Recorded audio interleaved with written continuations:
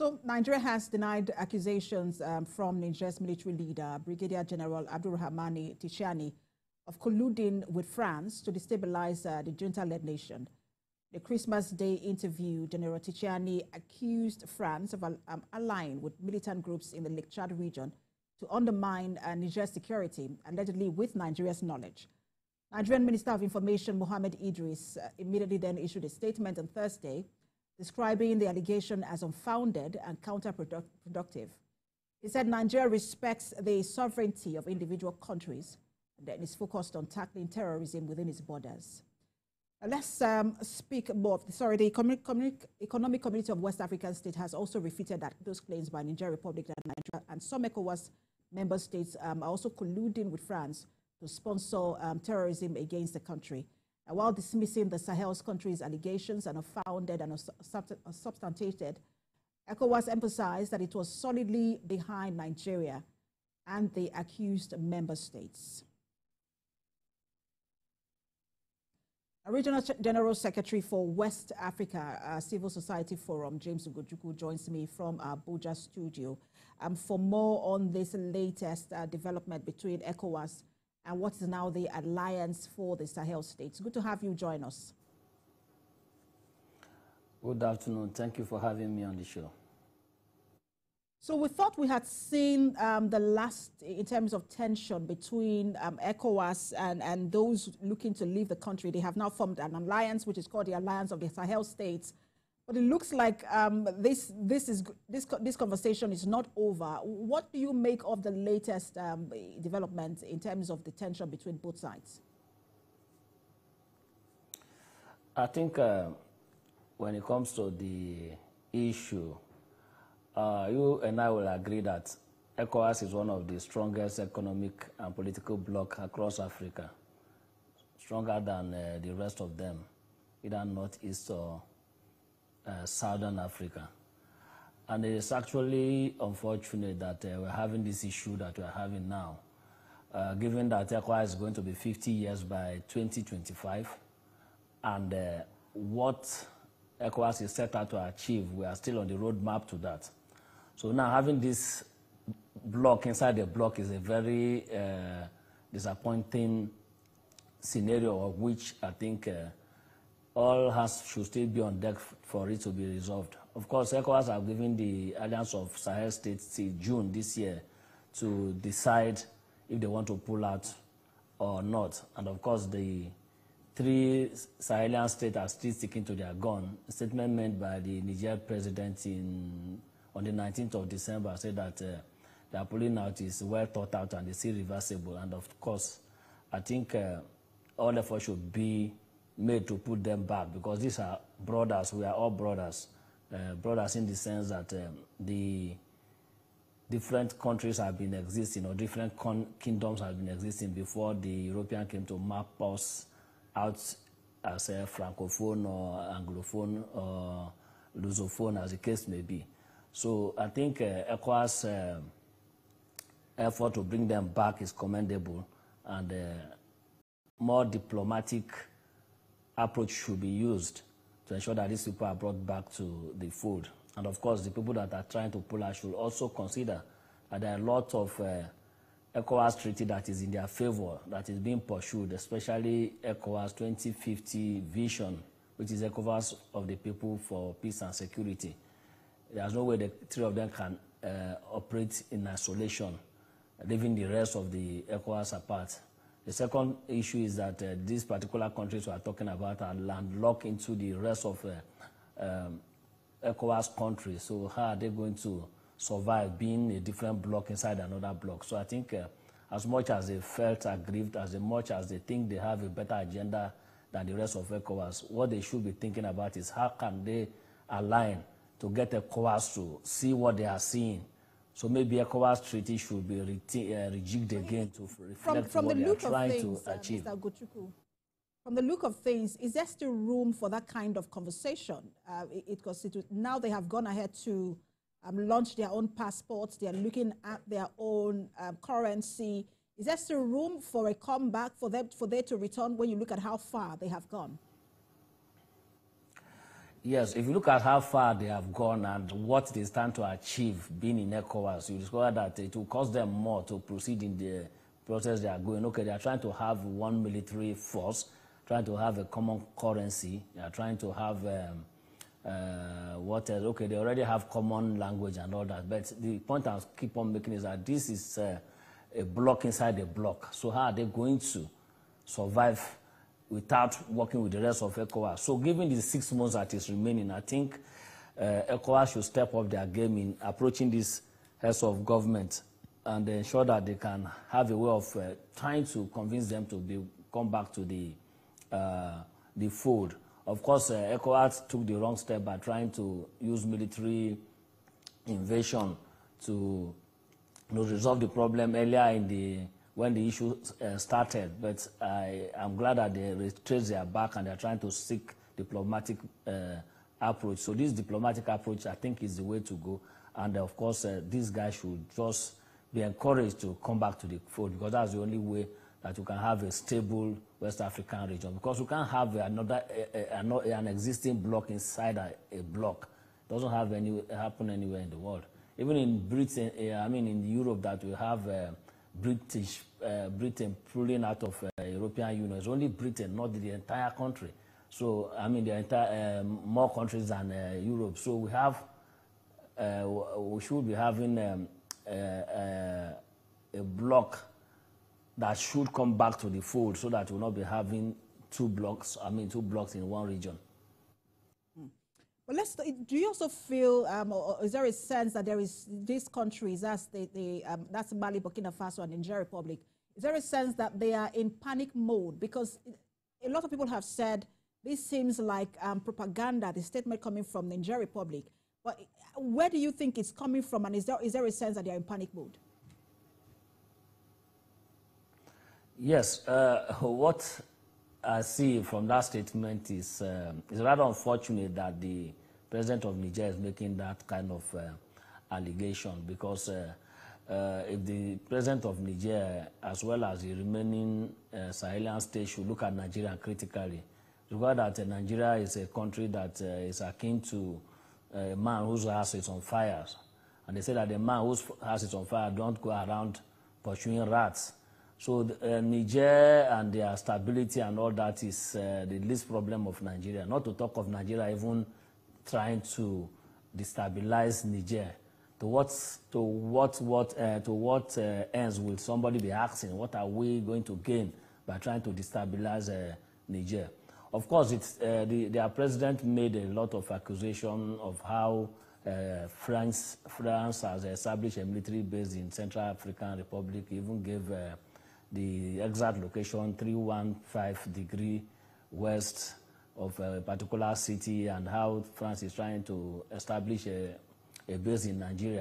If you look at it critically, you discover that in all the West African region, Nigeria is one country that no foreign government has ever established a military base. In 2018, when the US tried to establish a military base in Nigeria, it was strongly resisted. And if you look at France now, they have military bases in close to 5 different West African countries, in the same Niger, in the same Chad, Burkina Faso, Senegal, and the rest of them. And you could recall that even when the US wanted to establish a military base in Agadez, their Air Force base, and in Niamey, Nigeria warned them. Nigeria warned the Niger that, look, this is not a good move. But they allowed them to establish those military bases. And at the end of the day, what Nigeria predicted for them happened. They started having problems with the US and the France and the like.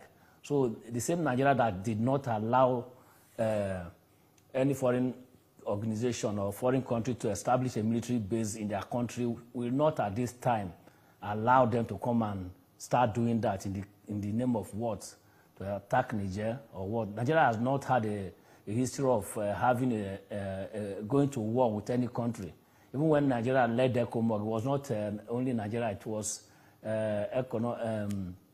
ECOWAS monitoring group, yes, ECOMOG.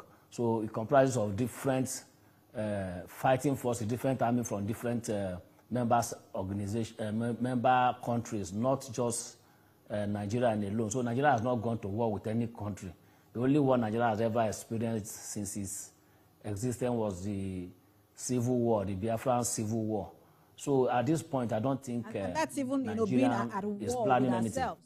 But I wanted to ask, because I just wanted to make a statement, because just to buttress what you were saying. The spokesperson for the army, Edward Pupa, has said, even was it about 2 days ago, reacting to this, he said that Nigeria cannot allow military bases because, for example, if you allow one country, the enemy of that country, will want to also set up base. For example, if you allow U.S., Russia will want to set up base, China will want to set up base, and then your country is used for proxy war. He makes a statement like that, just indicating that Nigeria is not interested in having foreign bases in his country.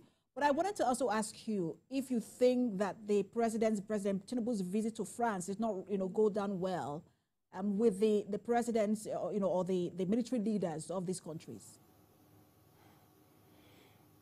Well, I think this is where the issue of sovereignty comes into play.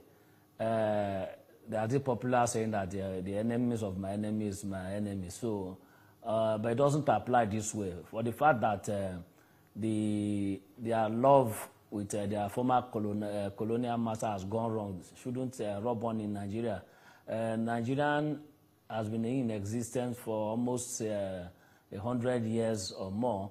And of course, we have a lot of French business interests here, both the one that are still existing and the one that have exited. And of course, the way the country is, our president is looking for foreign investors, how we can grow our economy and all that. So he visiting France, he doesn't need to take permission from Niger to do that.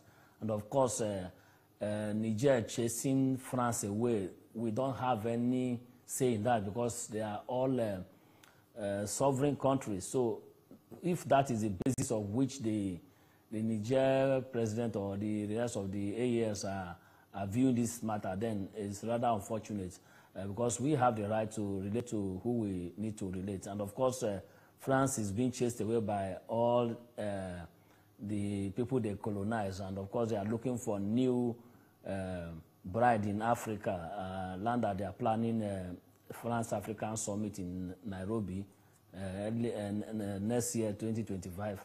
Of course, France has been going to Guinea-Bissau and all that. What all this is telling us is that the Western world cannot do without Africa.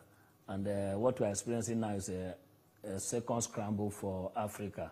This particular cartoon I saw, which is depicting Africa as a buffet and the rest of the world surrounding the buffet table. So the African leaders need to sit up this time around because we should not just be going about, visiting different countries and allowing them to just come and be telling us what to do, or even telling us that this is the kind of trade agreement they want. We should be spelling out the trade agreement this time around on our own terms and how it will benefit the rest of Africa. And that is actually the basis of which the Sahelian state drove France away, because they allege that France is cheating them in terms of economic development, exploiting their natural resources and giving next to nothing back in return. So the President Bola Ahmed Tinubu, should also be very alert to the kind of agreement he's signing with France.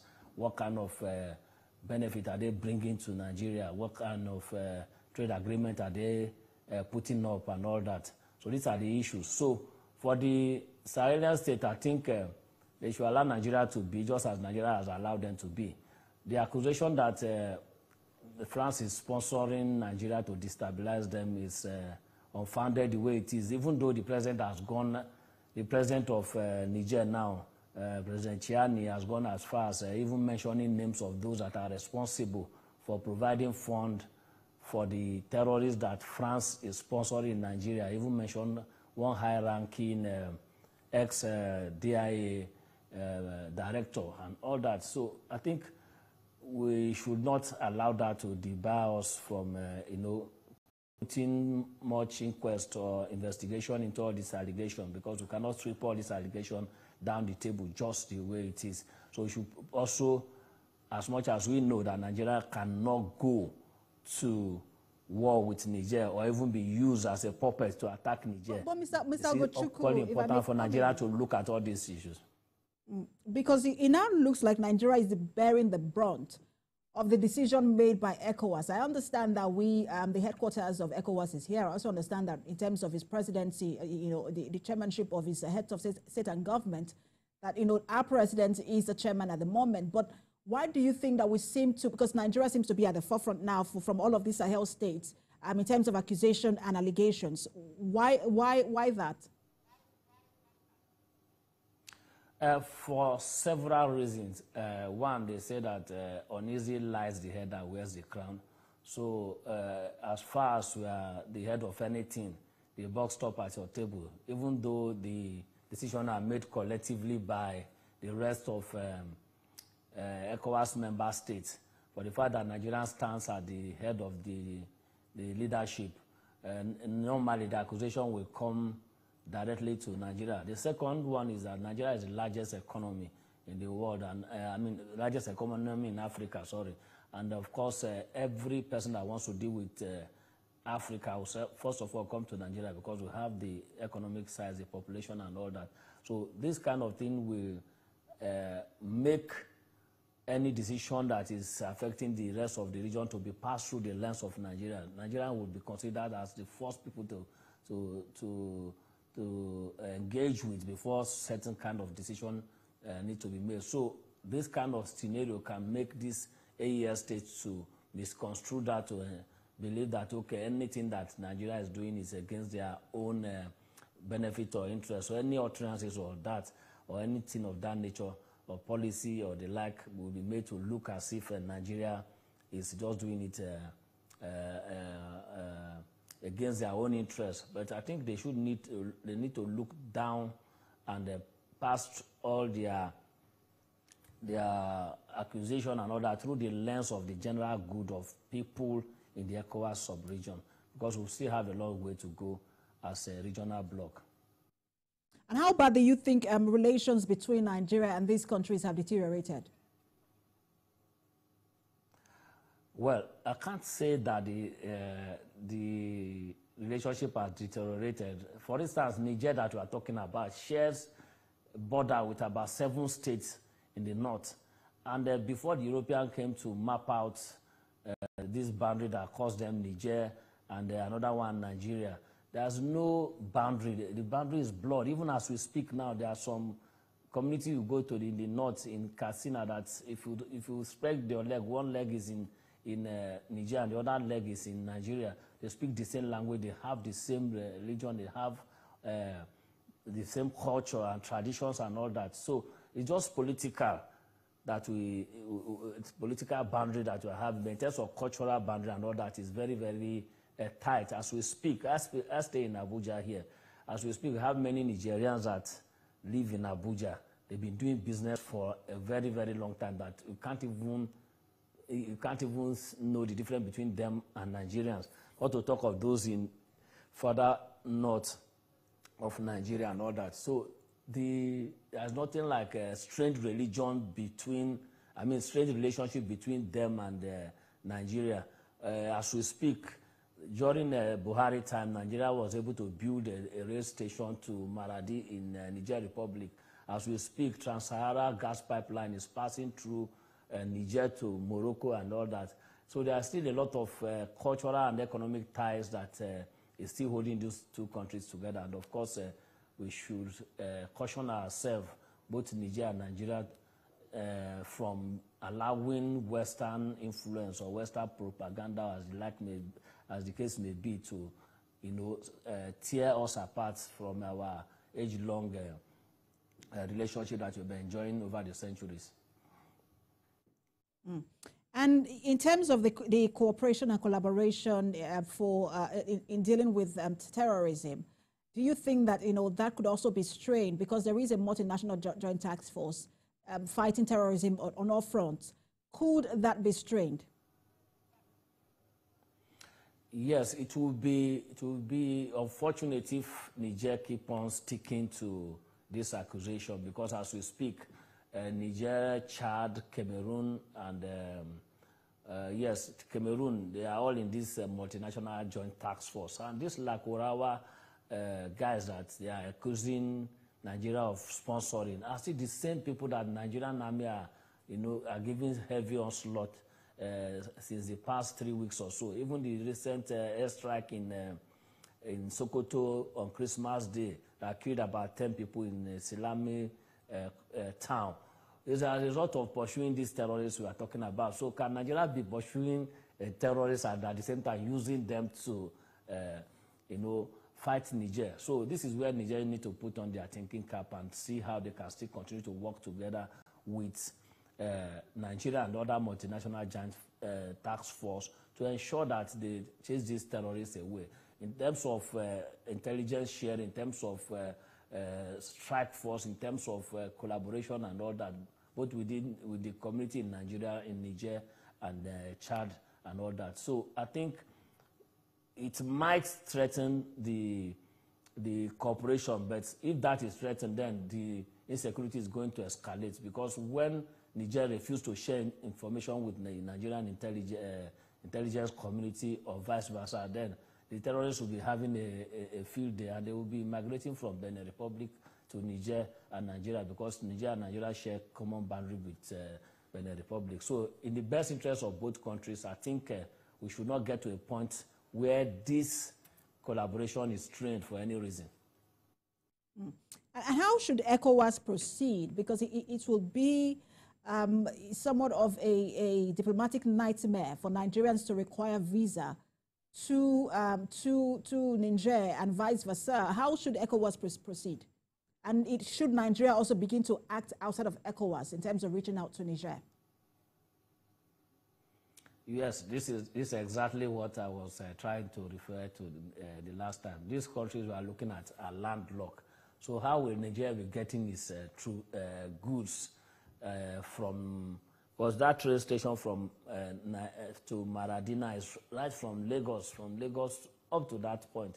So how will Nigeria be getting all their goods and all that if they need to get visa to come to Nigeria and vice versa? And if Nigeria needs to get visa to go to Niger Republic, the same thing applies to Burkina Faso. How would they be relating to Mali and the rest of West African sub-region? So I think ECOWAS as a bloc should do everything possible to see how these guys are integrated back to the fold. What ECOWAS should be more interested in is asking them what is their plan, or what is their plan in transitioning to civil rule. What is the thing that is paining you? What is the things that you don't want? What is the thing that you think ECOWAS is not doing well that can correct? So I still seriously believe, maybe because I'm from the civil society, I still seriously believe that this impasse can be resolved for the betterment of the rest of West African sub-region. Because by the time you take these states away, it's going to cause a lot of underdevelopment in West Africa, because by the time people cannot move freely the way we're already doing now, then it becomes a serious issue.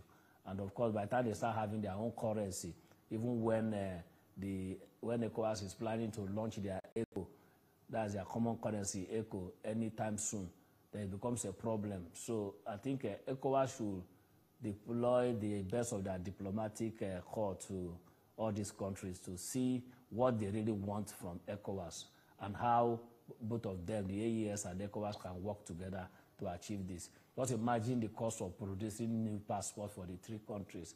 These are countries that are just trying to balance politically, and they're already spending money on certain things of that nature.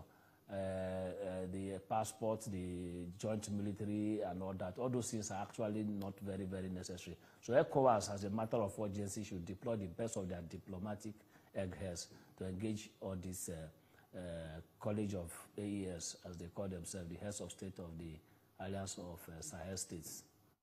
So the military leaders in these countries have sort of set a precedent. We hope that there is no more coups in Africa, but they have sort of set a precedent for any other, any other military personnel or officer somewhere who might be nursing this idea on how, how to proceed. The idea of, that part of ECOWAS charter where if there is a military coup in a particular country, once the military leaders are not handing over to, back to the president who they have ousted, then there are sanctions, and then you are cut off from ECOWAS. Is there a way that can be revisited in a way that even if you are cut off, there is still that diplomatic relations and back and forth, just so that this kind of situations do not play out in the future? Well, when it comes to military coup, I think it's something that is condemned the world over and shouldn't be entertained by anyone. So the AES states should not assume that at some point that ECOWAS will be clapping hands for them for taking over the leadership undemocratically. So now, each and every one of them has actually said that they are transitioned to military rule, and we are getting to the second, if not the third year after post-coup. So what are their plans? Those plans need to be, x-rayed for everyone to see. And of course, talking about diplomatic relationship, of course, the treaty should be rejigged in such a way that the people will not be affected by the decision of these military juntas, because at the end of the day, we have the ECOWAS community and we have the political community. So the political community activity should not be directly affecting the people in such a way that the people cannot be able to work with the rest of West African community. So ECOWAS may be thinking, okay, you can have your AES passport, but should allow your citizens who wants to own ECOWAS passports to own ECOWAS passports. And of course, you should allow the rest of ECOWAS member states to visit your country with their ECOWAS passport. These are the things we'll be looking at. Because I won't be having a situation if I want to travel to Burkina Faso, for instance, and I'll start looking for another visa to go to Burkina Faso or Mali or Niger Republic that is just behind here. So ECOWAS heads of government should be able to look at all these issues and see how they can resolve this thing diplomatically. And more importantly, ECOWAS head of government should try to ensure that the transitioning to a new government is flawless. And of course, you remember that the reason why these people took power in most of these states is that they believe that the civilians are being used by the foreign power as puppets to pauperize the people, exploit the commonwealth of the people, and increase other development in all these states. So these are the things that ECOWAS too should be looking at. What is the effect of the influence of external power in our politics? How can we make sure that people being elected to leadership position in countries are not puppets in the hands of foreign interests? So these are the things that ECOWAS too should sit very well to protect the region. The region is rich, the region is resource rich, the region has human and capital potentials of which, if well harnessed, won't have any need to be going cap in hand, begging anybody to come and do anything with us. So these are the things that ECOWAS should sit up. So they pulling out all this queue is a very serious challenge to ECOWAS as a regional bloc. What is going wrong? Why is it that in SADC, why is it that in East African bloc we are not having this kind of olden days method of hijacking power and taking over? When last did we hear that in Southern Africa that there is a military coup, or in East Africa? So these are the issues that the ECOWAS should be looking at. Why is it that it's always happening in West Africa? So these are the issues they should look at, and of course do the needful.